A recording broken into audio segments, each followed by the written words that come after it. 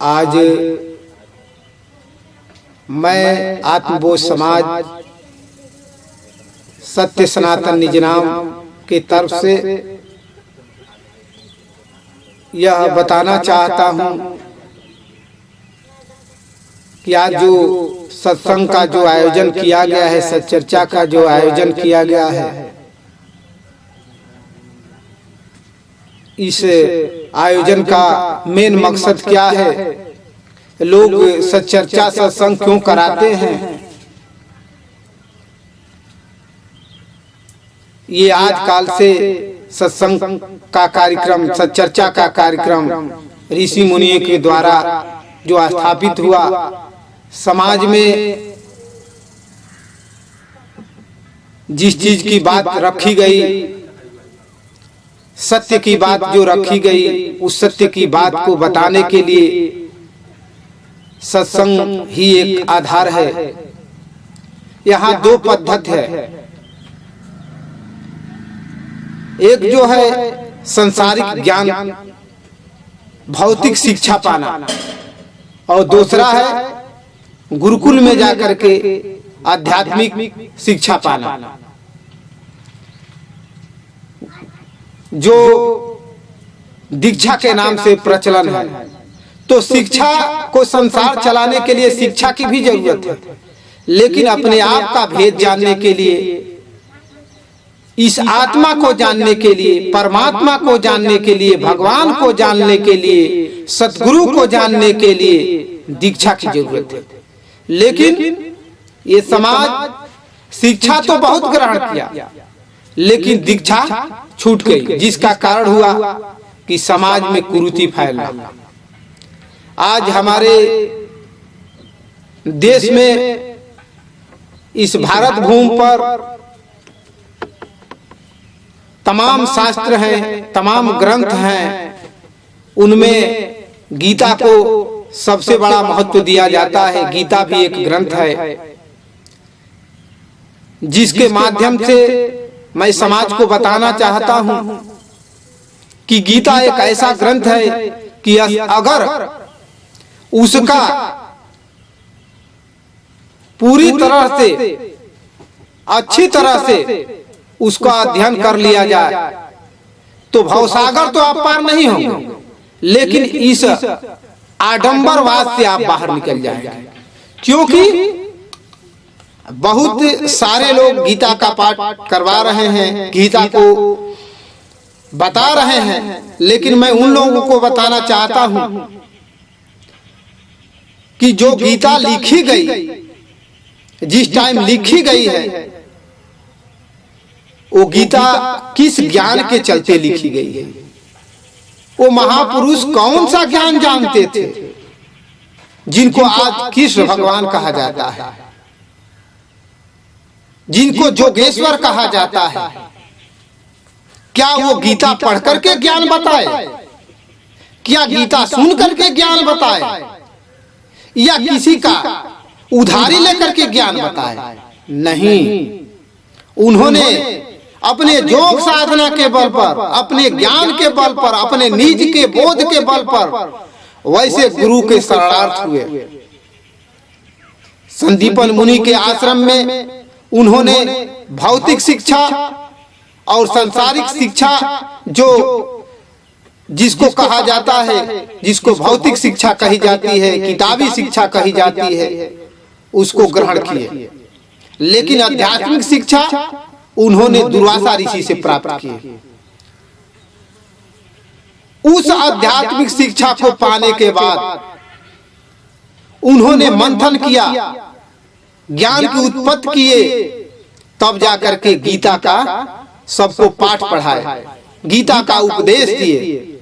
मैं पूछता हूं, गीता ब्रह्मलीन होकर के लिखी गई है। अरे गीता के पढ़ने वाले अनुयायियों, क्या तुमने कभी ब्रह्मलीन का बात किया है? क्या ब्रह्मलीन हुए हो आप? नहीं, ब्रह्मलीन जो है निजलीन, स्वयंकालीन, आत्माकालीन, परमात्मा कालीन, ये क्या है? ये एक रास्ता है ब्रह्म में जाने का, जिसको तुम कहते हो, भाषा बनाए हो कि मैं आत्मा का लीन हो गया हूं, परमात्मा को मैं जानता हूं। परमात्मा का अर्थ ही नहीं पता है, परे के भी बारे में तुम जानते हो, लेकिन जब जानोगे तब ना। वैसे गुरु के शरणार्थों को कृष्ण कहे हैं गीता में कि हे अर्जुन, नाना शास्त्र पठंत लोके नाना देवतनम पूजनम आत्मज्ञान जाने बिना हे पार्थ सर्व कर्म निरर्थकम। जब तक आत्मा का ज्ञान नहीं होगा, सभी देवी देवताओं को तुम पूज डालो, सभी शास्त्रों का तुम अध्ययन कर डालो, सभी शास्त्रों को तुम पढ़ डालो, जब तक तुमको आत्मा का ज्ञान नहीं होगा तब तक सारा कर्म तुम्हारा बेकार है, बेकार है। मैं पूछता हूं बताने वाले, मैं पूछता हूं समझाने वाले गीता को, क्या तुमको आत्मा का ज्ञान हुआ है?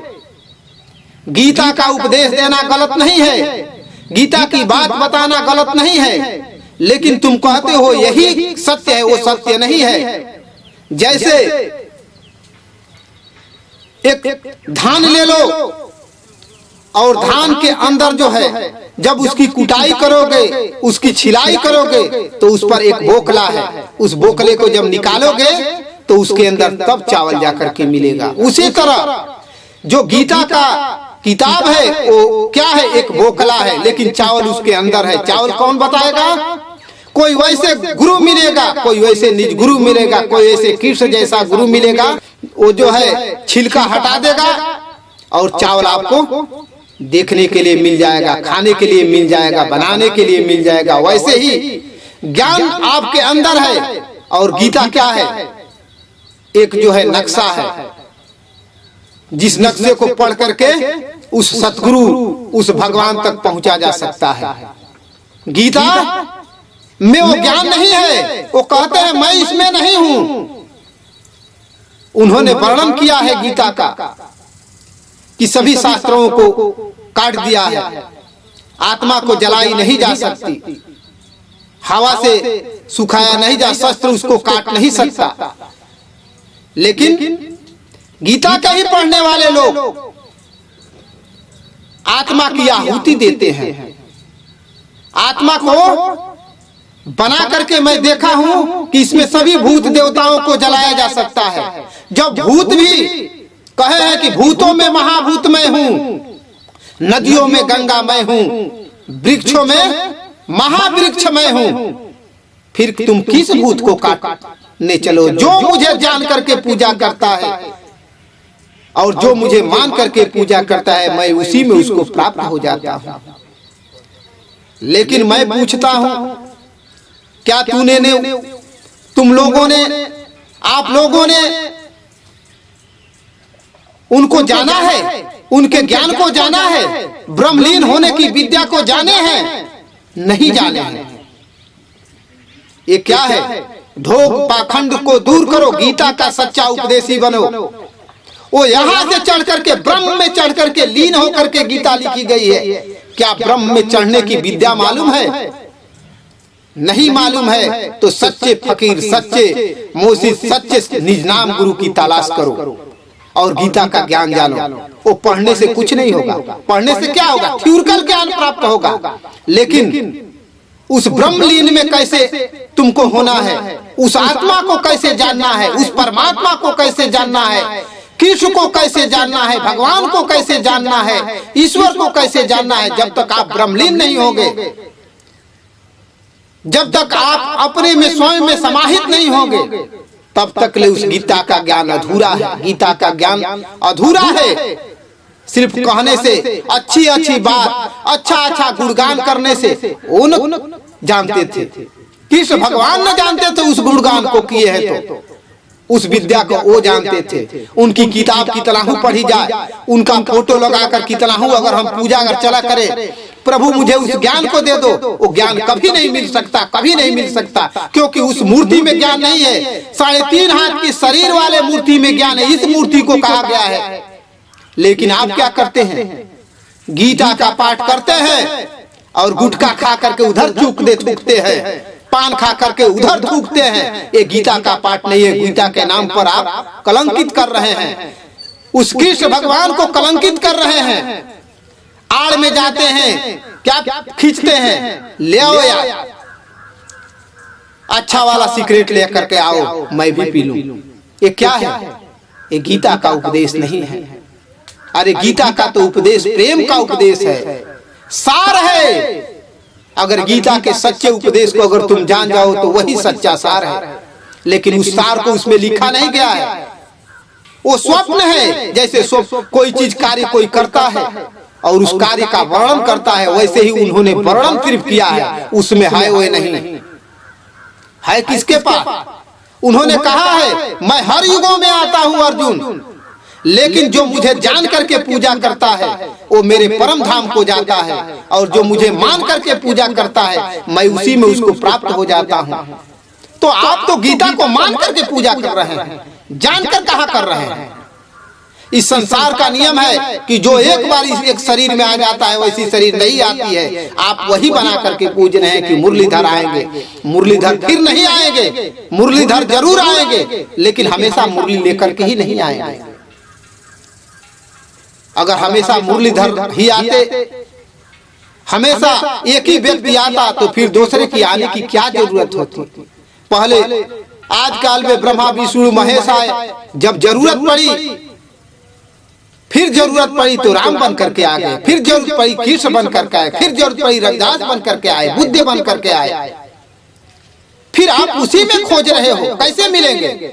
नहीं मिलेंगे। सच्चे सतगुरु की तलाश करो, सच्चे निज गुरु की तलाश करो, सच्चे पाक गुरु की कोई तलाश करो। वो हमेशा संसार में शक्ति रहती है। उन्होंने कहा है जब जब हो धर्म की हानि, बाढ़े असुर अधम अभिमानी, तब तब धरे प्रभु विविध शरीरा, आए हरे सज्जन का पीरा। वो कहे कि जब जब इस धरा पर धर्म की हानि हो जाएगी, अधर्म पापाचार बढ़ जाएगा, तब तब मैं इस धरा पर आकर के अच्छे लोगों का, अच्छे विचार वाले लोगों का मैं कल्याण करूंगा। ऐसा नहीं कि पापियों का, पापी का मैं नाश करूंगा। पापी कौन है? जो गुटखा खाता है, पान खाता है, जीव हत्या करता है, बेविचार करता है, और लोगों को अच्छी अच्छी बात जा करके बताता है। मुंह में आन बगल में छुरी, कहे कभी नेत है बुरी। मुंह में आन है और बगल में छुरी है, मुंह में अच्छी अच्छी बात है और बगल में क्या है? हम समाज में बोलते हैं पान गुटखा मत खाओ, दारू शराब मत पियो, आड़ में चलते हैं तो दारू शराब पीते हैं, पान गुटखा खाते हैं। इसलिए अय गीता के पढ़ने वाले अनुयायियों, अय गीता को जानने वाले मानने वाले लोग संभलो, और ऐसे महापुरुष का नाम बदनाम मत करो। गीता एक अच्छी ऐसी पुस्तक है जिसको पढ़ लेने के बाद इस भावबंधन, इस संसार रूपी भावबंधन से तुम मुक्त हो जाओगे। लेकिन आत्मा रूपी भावबंधन से कैसे मुक्त होगे? वैसे सतगुरु की तलाश करो, वैसे निज गुरु की तलाश करो, तुम्हारा भी कल्याण होगा और जिनको बताओगे उसका भी कल्याण होगा। इसलिए सच्चे मोर्शिद की तलाश करो, ढूंढो। इस संसार में वैसे महापुरुष हमेशा आते हैं, इस संसार में वैसे सतगुरु का आगमन हमेशा होता है। इसलिए कहीं ना कहीं जरूर आए होंगे, वैसे लोग आए होंगे। वो नहीं आए होंगे तो वैसे लोग बताने वाले आए होंगे, क्योंकि ये संसार कभी शक्ति से, कभी भक्ति से खाली नहीं रहता। इसलिए पाखंडवाद को खत्म करो, रूढ़वाद को खत्म करो। आज संतों को मुझे बड़ी दुख के साथ कहना पड़ता है कि संत जो है संसार का रखवाला होता है, संत जो है संसार को बचाने वाला होता है। आज भगवान को ही जेठ सिकोटी की जरूरत पड़ी है, आज संतों को ही जेठ सिकोटी मिल रही है। इसका मतलब ये राजनेताओं की जरूरत है, राजनेताओं को उनको साइडों की जरूरत है, क्योंकि वो राज्य को चलाने वाले हैं, देश को चलाने वाले हैं। और संत तो पूरे संसार को चलाने वाला होता है। तो फिर संत को सिकोटी की क्या जरूरत है? वो प्रकृति की रक्षक है, वो पूरे भूमंडल का रक्षक है, पूरे संसार का रक्षक है। फिर उसको जो है रक्षक दूसरा रक्षक लग रहा है। इसका मतलब उसके पास वो गुण नहीं है, उसके पास वो शक्ति नहीं है, उसके पास वो भक्ति नहीं है। सिर्फ दिखाने मात्र के लिए, इस संसार को ठगने मात्र के लिए वो है। मैं इतने ही पर अपने वाणी को विश्राम दे रहा हूँ।